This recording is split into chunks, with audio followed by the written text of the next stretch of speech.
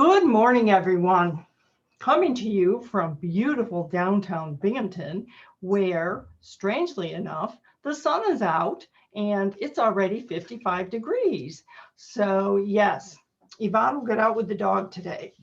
This is Yvonne DeVita from Smart Conversations, and the dog is trying to get in the door. So no, Emily, not today. I have a truly special guest. When I saw what Trish Shallenberger was doing, and it was through, by the way, everybody, it was through Pam Prior, who's on the blog today, her video. I knew I had to contact this woman and hear more about her. Trish, I welcome you to Smart Conversations. Thank you. I am honored and grateful to be here. Thank you for wanting to hear more. Well, I sure do. And before that, let me tell the audience a little bit more about you, because I'm just so fascinated and I'm just so proud, because there are things that we can do also. So Trish Shallenberger, founder and CEO of A Soldier's Hands, a nonprofit organization that cares for our deployed military, integrates youth education, volunteer support, fundraising, and leadership in a uniquely touching way. I don't know who wrote that, Trish, but I like it. I'm a writer. I'm a word person. You know who wrote that? Pam Prior wrote that. She did a good job. That is really good. That is a perfect sentence. Trisha's commitment to the armed services has earned her valiant honors, including Minuteman statue from the 131st Cavalry Team Vandal, as well as recognition from commanders of the USS Fitzgerald, USS Roosevelt, and USS Reagan, Rear Admiral of the 7th Fleet, and even the Office of the President. Trish has spoken to thousands as a guest speaker for corporate events, local events, and veterans organizations. She's been featured in Authority Magazine, Thrive Global, Town and Gown Magazine, NBC 10, and a whole boatload of others, which some I will share when I write my post, and others. Trish, you are just a superstar. And, you know, I want to ask the audience before we start talking, I want to ask the audience if they ever pay attention to the nudges that they feel. So the things and experiences that happen to them that create dominoes, because that's something that you did, right? Correct. Tell us about that. So I don't come from a military family. Wasn't, this is all new to me, the military, the language, it's a whole new language, actually. I happened to be on a flight trying to come home. So I was in Dallas, Texas, and I was trying to come home to Philadelphia. And I can tell you the date, August 1st, 2007. And I've traveled to Dallas for many, many years, and it's never rained there when I've been there. August 1st, 2007, torrential storms. In fact, the rain was going sideways. And so they kind of put a pause on the airport, right? Nothing was taking off.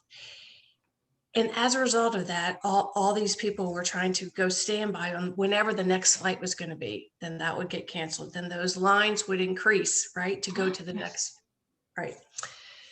So they asked if I would be willing to be one of those people, gave up my seat and go the next day. And at the time I had 4 children under the age of 9. So I knew if I didn't go home that night, I might as well not go home, right? Not really, but I needed to go home. So I didn't give up my seat. I had changed my seat in the airplane earlier that week. And I don't know why. I had never done it before, and I haven't done it since. I did. Gives me goosebumps. When we finally boarded the flight, and I believe it was about 3.5 hours late, there was one empty seat on this flight. And I couldn't wrap my mind around why was there an empty seat. So I gave it a little bit of thought, but then I just moved on. So I was by the window The middle seat was empty. And next to me on the aisle was this young man that reminded me of Opie from the Annie Griffith Show. Oh. Right? Can you picture that? So he was Yeah. very fair, really short hair, kind of auburn, freckles. Because the middle seat was empty, we put our stuff in between. And I immediately, just, I guess because of mom, I noticed his hands were a mess.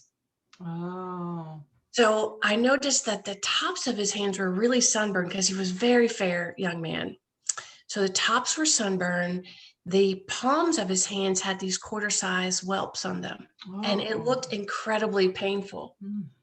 So I got him hand cream, and he was so appreciative. He used this little tube before we ever got back to Philadelphia. And we talked because that middle seat was empty, right? So if someone been in the middle, we wouldn't have had this conversation. Right. If he had sat anywhere else, I had sat anywhere else, we wouldn't have been able to have this in-depth conversation. And so I learned from him that he was 18. He was attending Auburn University. He was attending on an ROTC scholarship because that was the only way he was going to school. And his number had been called. So the reason that his skin was in the condition he was in is because they were training at Fort Hood, trying to get acclimated to the heat, to that sun, to the heat, which it's 100 degrees, in Texas at that time. But he said, that's nothing compared to where I'm going. He said, we're going to Iraq. He shared with me that he was third generation. His name was Mark. And Mark was third generation military. So he said, I'm as prepared as I can be as an 18-year-old, right? Yeah. That I'm a Christian. And he said, I'm not afraid of dying. He said, but I'm really afraid of is the heat and the sun. Yes. He said, I can't handle Texas. How am I going to handle Iraq? So I said, Mark, I'll send you stuff. I'll take care of your skin. Like that was just a no-brainer, right? I can take care of you. So he said, Yvonne, which is why we're talking about this almost 14 years later. And he said, I appreciate that, Trish. He said, but I can't accept something from you knowing that not everyone in my unit is going to receive a mail call. So I said, how many's in your unit? I'll take care of your unit. And he said 177. I thought, oh my gosh, what have I done? And I said, Mark, I have no idea how I'm going to accomplish this, but you can count on me. And so those were my parting words to him. You can count on me. And so then I went back to my peers and I just shared the story. I said, I met this kid on an airplane. You got to help me keep my promise because that was my word. And so Thanksgiving Day, 2007, we were getting prepared to go to my in-laws for Thanksgiving. And I received this email from Iraq. And he said, I've told this story so many times and it still gets me. Oh, me too. He said, today is the best day in Iraq. He said, you have to know that there are grown men here crying because they've never received a mail call. Your mail call is the first mail call, and they left Alabama in March. Wow. And it's now November. Wow. He said, my commander looked at me and he said, what in the heck is all these boxes? He probably didn't say that, but he's what are all these boxes? He had been on duty. And so he came back and they were all addressed to him. And he said, I got to be Santa Claus, knowing that everyone was going to be recognized. Right. Everyone was going to be seen, acknowledged. Everyone would be shown support that day. Yeah. And so I thought, okay, we have to do it again. So that was, talk about dominoes. That was the first domino. And so that's what we do, is we make sure that we make sure that everyone is recognized within a unit. And you're doing it now at a soldier's hands. I'm getting goosebumps. I mean, my whole body's one great big goosebump, because one of my favorite sayings, and I'm old, so I can't remember who said it, but I will make sure that I know who said it when I write my blog post, is that something on the lines of, leaders don't wait for things to happen to them. They go out and happen to things.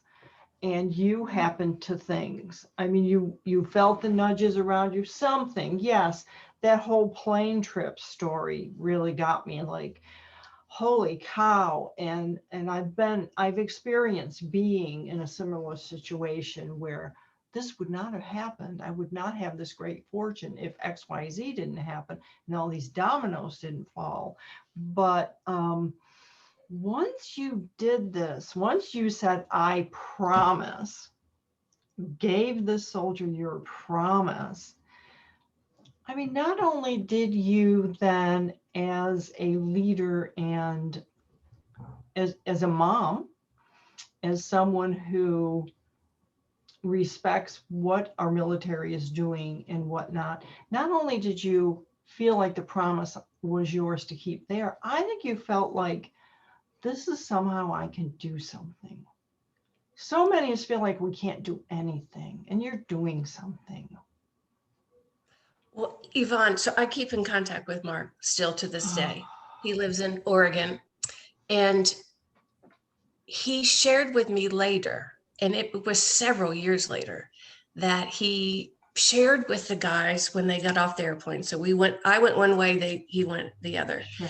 And he shared with his buddies. He said, I met this lady on the airplane, and she's going to send us each a care package. And they laughed at him, thinking he's a young, naive kid. Right. And he said that Thanksgiving Day, they're not laughing anymore. And so that was such a powerful lesson to me, that I am very cautious. We still serve, but I'm very cautious before I say yes, because I know someone else is holding on to those words. And so when I go and I speak to schools, which I love to do, I talk about the whole story, but I talk about the commitment and how our words are so powerful. Yeah. And they can't say you're going to do something and then not follow through. Yeah. Yeah. I mean, words. That's what I'm about. I'm in my work, I'm about words, and words matter. And, when I help people write, I make sure the words are in the right order, and, you're using the right word. But in the end, when you're speaking to these groups, it's not only the commitment of a promise, it's the heartfelt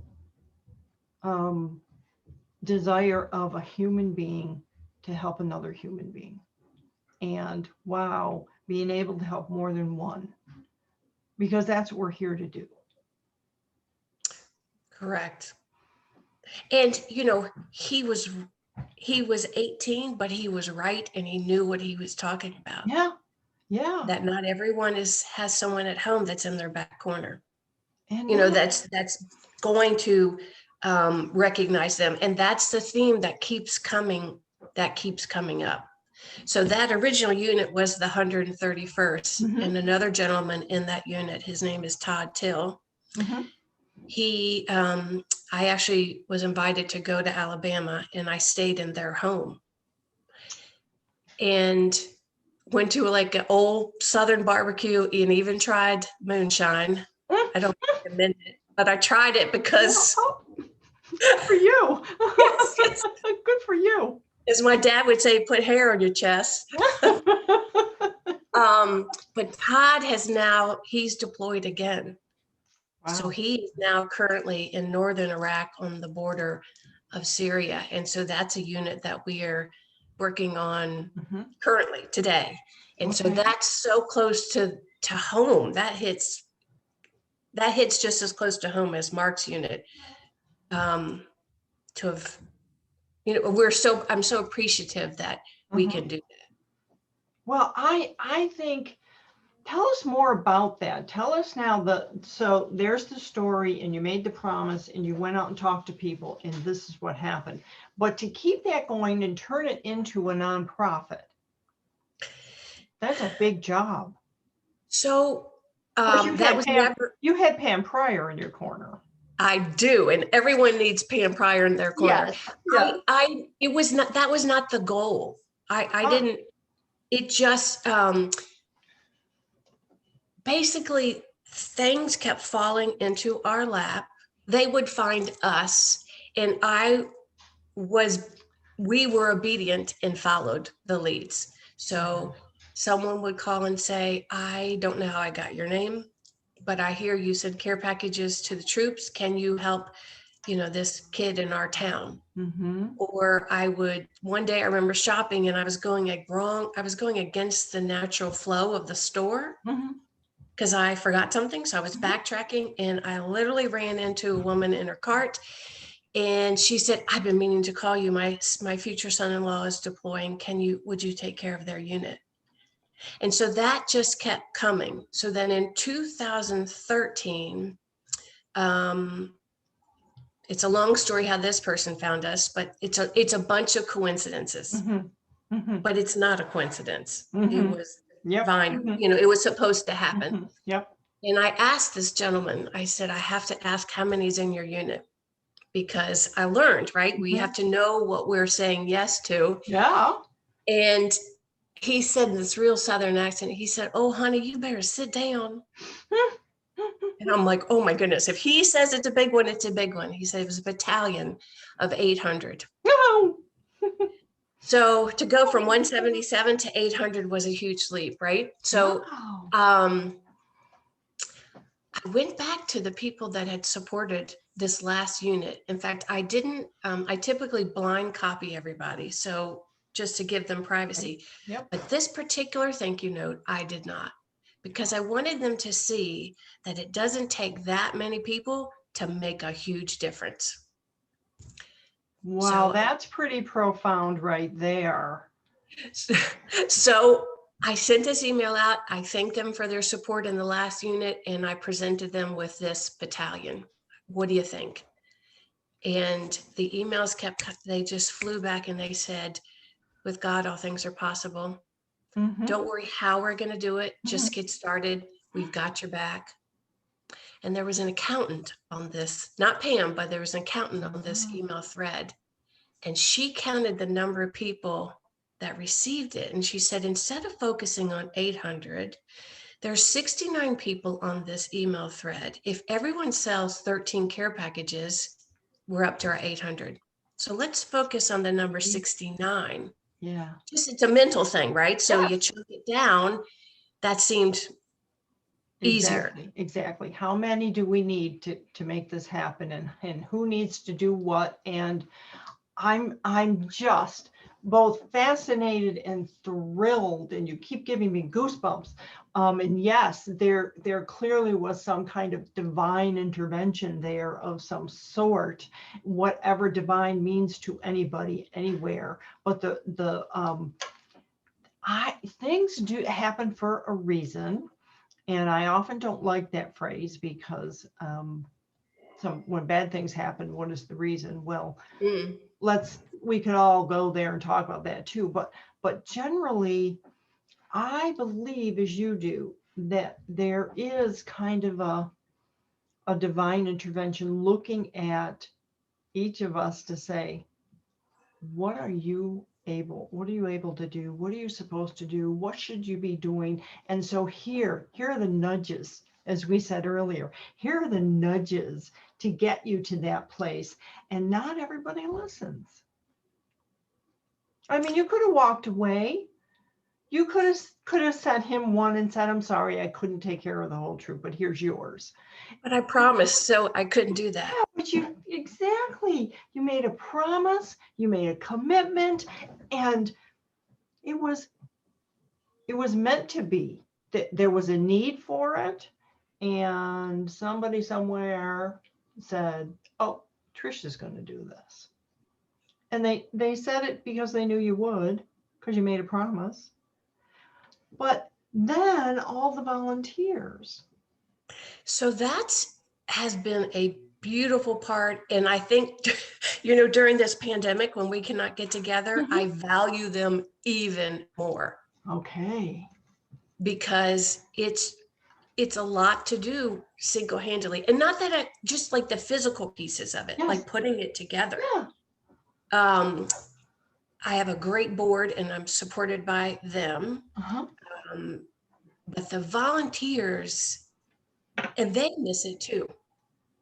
They miss being a part of it. And what has come out of this is it doesn't matter your age. It doesn't matter your ability. Right. There's a place for you to be able to participate based on what you can do and what you want to do. Right.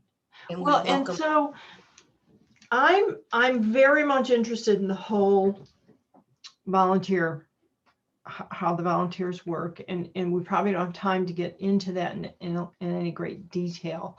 But I love that you said it doesn't matter what your age is, because for me, as a grandmother at this point who moved from beautiful sunny Colorado to dreary, depressing Binghamton, even though it's quite nice out today, everybody, because the grandkids would cry every time we visited and went.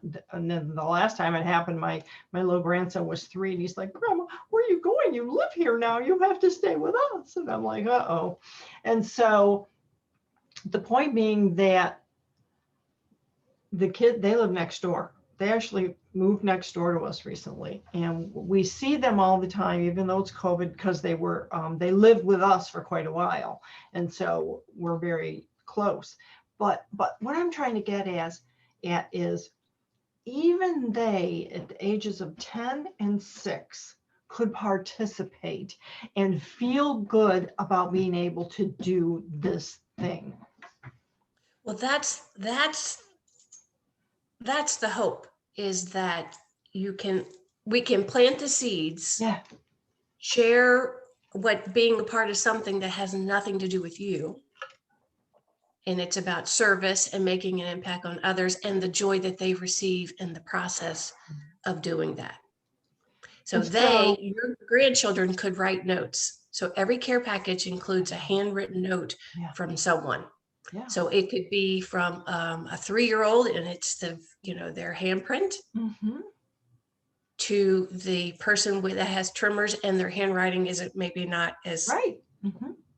As good as it used to be, right? That piece Mark shared. So that original unit, so what we do now is put it in the individual care package. We didn't do that on that very first time. But what Mark shared with me is he took all the letters and he wallpapered his, I don't know, he went room. I don't know what it's called. Right. And he said people would have bad days, or they needed that human connection back to their home. Yeah. They would come into his room and read the notes. That's powerful, and that doesn't cost anything. Well, it's just time. And that's what I was saying earlier, is that it's such a human connection. It's such a, when I was talking to Pam, when we did her video, I was talking about how she's bringing the emotion of being in business to numbers, because I don't like numbers, and I like words because words feel emotional to me. And so what you're doing again is, we are emotional creatures, and in order to feel not good about ourselves so much as just to feel human and know that there's that connection, even if we don't have it this moment, you're giving people that connection. And then the people at this end, how good do they feel? Right. That's what I've learned, is people want it. Not everyone wants to start something. Right. Shoot, I didn't want to start this. This was, it was a gradual process, and I just kept following the leads, and that's where it led me. Yeah. But not everyone wants to do that. But my belief is my conviction is everybody wants to be part of something Yes. that's larger than them or larger than their family, and be able to make a difference in someone else's life. It's the ripple effect of all of that. Yeah. Yeah. It's kind of the butterfly effect. You're right. And the dominoes and whatever we want to call it. But it's that human connection. It's that desire to make a difference. And as I said earlier, so many people don't know they can make a difference. They don't know how to make a difference. They're kind of, it's not that they won't do it or I mean, it's like sometimes you watch the news and you see, for me, whenever they have a story of an abused animal, I mean, my heart just breaks and I'm like, what can I do? You know, what can I do? And so you can participate in animal shelters or whatever. But in the end, helping other people, again, that's what we're here for. You have created, because of the nudges, because of these little things that fell into place, you have created something that's more powerful than any of the individual people. And I want to hear more about the connections between what you do, the troops, the volunteers, and once COVID's over, what happens? Oh, I can't wait. Yes. So when COVID's over, we would be set up on Wednesdays, and Wednesdays would be our packing parties. Oh man. And so we would get together, and most of the volunteers here, we moved about 4 years ago, are retired, and they look forward to coming. Sure. So they would come on Wednesdays, and we would either, if we had stuff to pack, we would do that. If we had, everyone who makes a donation to us gets a handwritten thank you letter. Ah. I think if people choose to support us when there's so many great charities, they deserve that time and energy and thoughtfulness in a handwritten letter. Well, so that's a piece that the volunteers would help with. Sending out ask letters. There's a place for them to participate, and we would try to do those on Wednesdays. So they would get it in their schedule, and they wouldn't plan anything else for Wednesdays. Man. So what happens, I'm just curious, when the troops come home?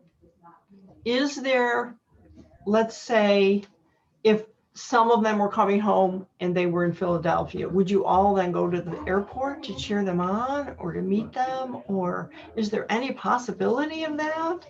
So I think I did with the very first unit. The very first unit, they actually invited us. So this is what I learned. When you take off from one base, you come back to that base, regardless of where you live. I didn't know that. So they left from Fort Dix, New Jersey. They came back to Fort Dix. All right. And the commander invited our family to attend their welcome home dinner. We were the only civilians there. Wow.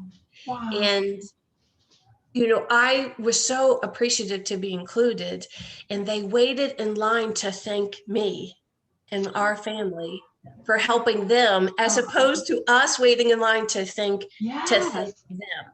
So it really depends on where they're coming, where they're leaving from. Right. Okay, that makes sense. That makes sense. But in the case of Todd's unit, I will figure that out. Actually, he left from Fort Bliss, Texas. So if I can get to Texas, oh man, then I will do that.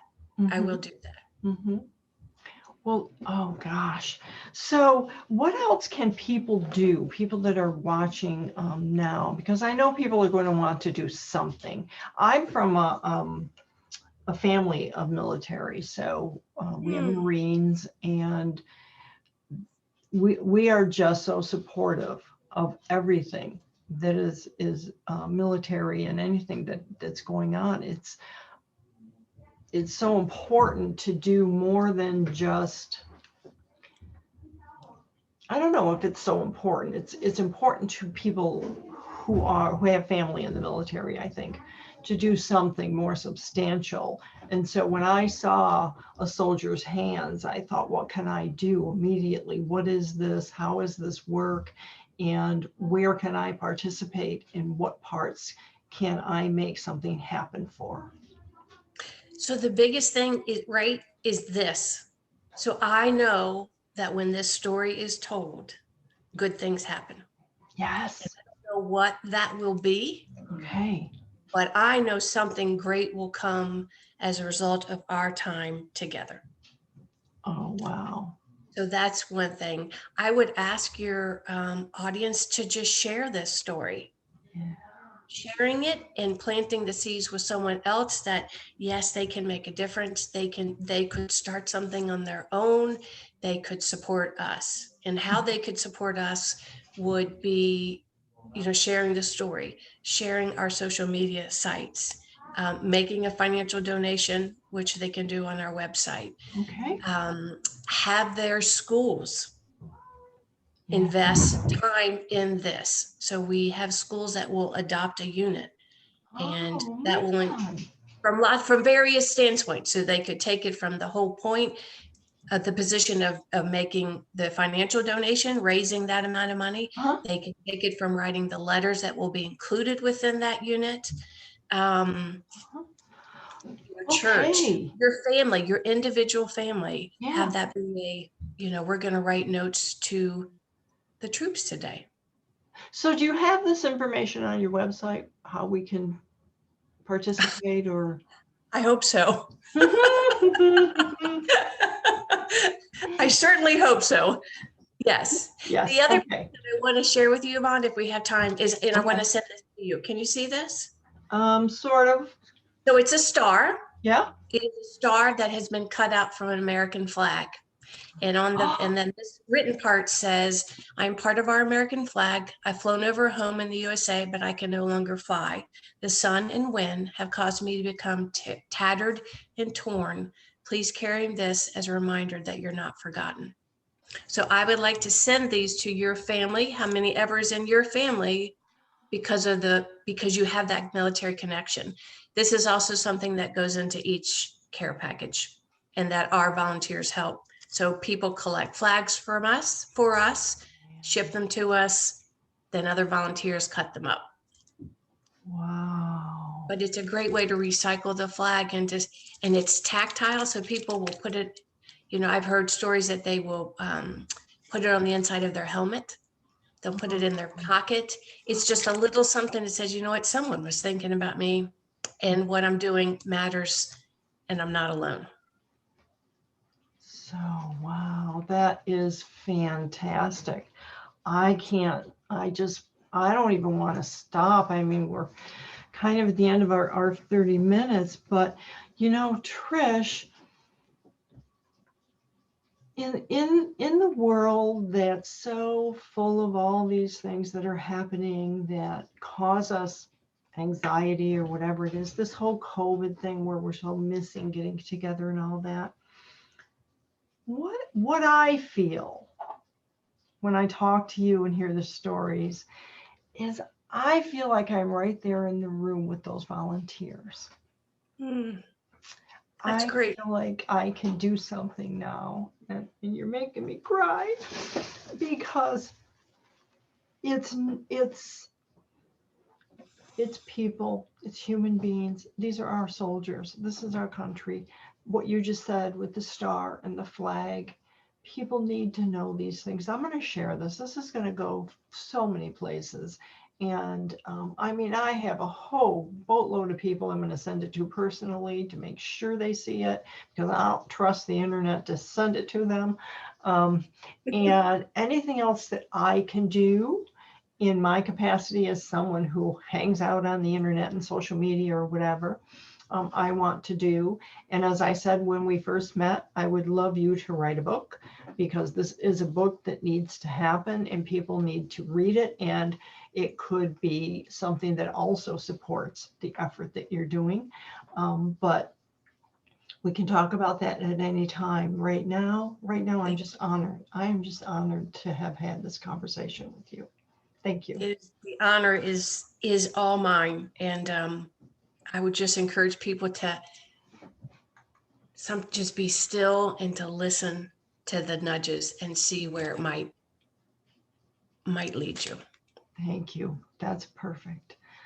So everyone, this is Yvonne DeVita from Smart Conversations. This is our conversation with Trish Shallenberger and A Soldier's Hands. You will have all the written information and links and things that you need in both the YouTube channel and on the blog. Trish, I will be in touch for further connections. Super. Thank you, Yvonne. I appreciate the opportunity. Bye-bye. Bye.